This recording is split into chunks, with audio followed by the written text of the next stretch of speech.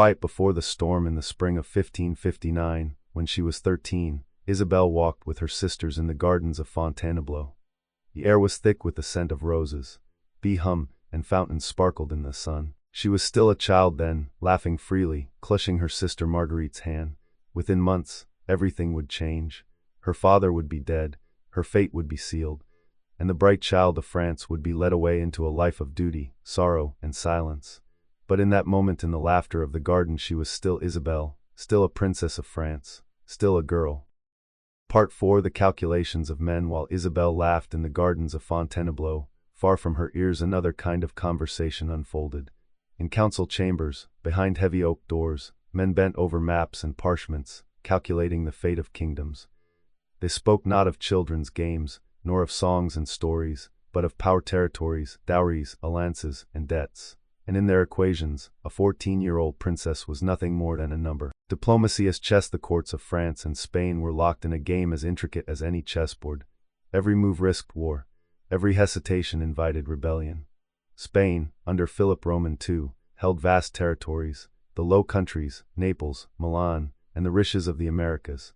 Yet its empire was stretched thin, threatened by Protestant unrest in the north and Ottoman fleets in the Mediterranean.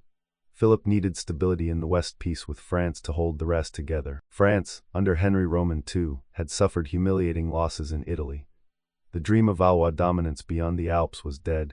Henry's treasury was drained, his nobility restless, his people weary. He too needed peace, if only to gather strength for the storms ahead, and so, the men around them concluded, a marriage was required. The bride as currency. When kings and ministers discussed alliances, they spoke the language of contracts. A princess was not a daughter, not a child, not a human soul. She was a pledge, a guarantee, a bond. Isabel's name appeared in letters like an item on an inventory. One ambassador praised her suitability, another her youth and health. Not one of them mentioned her laughter, her love of music, or the tenderness of her heart. She was currency, and the price was peace. The Council of France in Paris, Henry Roman II gathered his advisors. They spoke of Spain's power, of the need to secure a treaty, of Isabel's availability. Some suggested alternative matches, a Duke of Savoy, perhaps, or a German prince. But none carried the weight of Spain. Catherine de Medici, Isabel's mother, sat silent more often than she spoke. She had endured her own arranged marriage, leaving her beloved Florence to marry into a foreign court. She knew what fate awaited her daughter, yet she too bowed to necessity. France could not afford defiance. The decision was made. Isabel would be given to Spain. Letters across borders. Envoys carried the proposal to Madrid. Philip Roman II received them with his customary gravity, nodding as they explained the terms. He had buried 2 wives already. One had died in childbirth, the other, Mary Tudor of England, had left him widowed and childless. Now he required another. Isabel's youth promised fertility. Her French blood promised peace. For Philip, the arrangement was acceptable. He agreed. The silence of the sacrificed in all of this, these councils, letters, treaties. Isabel herself was silent. No one asked if she wished to marry a man twice her age, a foreign king she had never met. No one asked if she wished to leave her mother, her sisters, her home. She was not present when the terms were signed. She was not present when ambassadors toasted the happy alliance. Decisions were made in her name, but without her voice. Such was the fate of princesses. The illusion of choice. Later chroniclers would sometimes write that Isabel accepted her destiny with grace. But what did acceptance mean when there was no alternative? Could a child of 13 refuse a king? Could she tell her father no? The truth is starker. Acceptance was obedience, and obedience was survival. To resist was unthinkable. Fathers and daughters. When Henry Roman II at last told Isabel of her fate, it was not in the form of a request. It was a pronouncement. His words, softened with fatherly affection, carried the weight of command. "You shall be Queen of Spain," he told her. Perhaps he smiled, spoke of honor, of duty, of how she would bind 2 great nations together. Perhaps he reassured her that she would be remembered forever as the princess who brought peace. But beneath the poetry lay the reality. She would be sent away, married to a stranger, and her body would belong not to herself, but to the empire. Chains written in ink. Thus was the treaty sealed, not just with signatures, but with a human life. Isabel's fate was reduced to ink on parchment, her childhood traded for promises of peace. The calculations of men had spoken. Kings congratulated themselves, ambassadors drank toasts, diplomats smiled, and in the quiet chambers of Fontainebleau, a girl of 13 clutched her rosary, tears slipping silently down her cheeks, realizing that her laughter, her gardens, her music, all of it was already slipping away. Part 5. The sentence pronounced. The words came to her not in the thunder of war drums, nor in the solemn voice of a priest, but in the quiet tone of a father. Henry Roman II, King of France, called his daughter into his chamber. The girl was 13, perhaps still carrying the innocence of her games, the faint perfume of the gardens clinging to her hair. She entered with the trust only a child can give. Her father's face was grave. His voice, though gentle, carried the immovable weight of command. "Isabel," he said, "you shall be Queen of Spain." A child confronts a crown. At first, she did not understand. The words sounded like a tale from her books, like the songs of troubadours who sang of faraway kingdoms.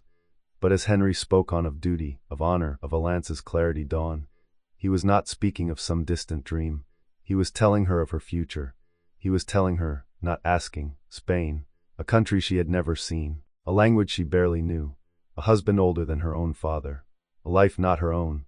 The crown was not a gift, but a sentence. The mother's silence. Catherine de Medici stood beside them. She, more than anyone, understood the pain her daughter now felt. She too had been taken from her home as a girl, married to a man she did not choose, thrust into the cold heart of politics. But Catherine said little.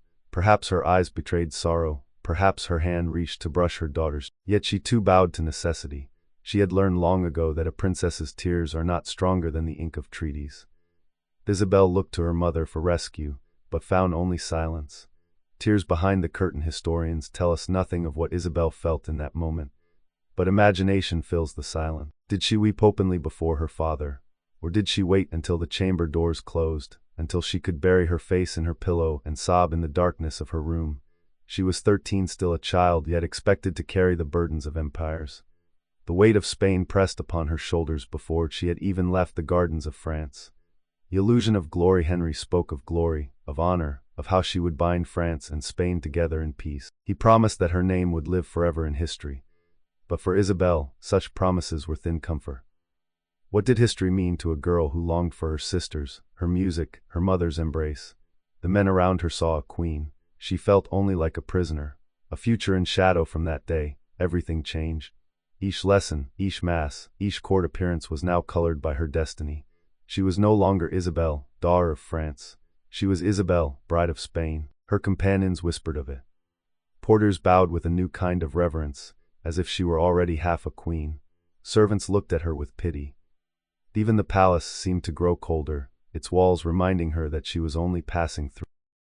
Her home was no longer hers. Childhood's end. Isabel had once laughed freely in the gardens, running with her sisters, singing to her own delight. Now she walked with quieter steps. The laughter faded from her lips. She began to write letters, small, hesitant lines in a careful hand. To her sisters, to her mother, even to God. Pleas for strength, for comfort, for understanding. The child was still there, but fading. In her place stood the shadow of a queen, crowned by command, condemned by ink. The sentence pronounced thus was the sentence passed not in a court of law, but in the chamber of a king. Not with chains of iron, but with words. "You shall be Queen of Spain." Words that took from Isabel her laughter, her freedom, her home. And though history would call it a marriage, she knew in her heart it was exile. Part 6. The transformation begins from the moment her fate was sealed. Isabel was no longer simply a daughter of France. She was a vessel of diplomacy, an object to be polished, prepared, and presented. The transformation began at once. Lessons of a queen tutors entered her chambers with new seriousness. No longer did they speak of fairy tales or saints' lives.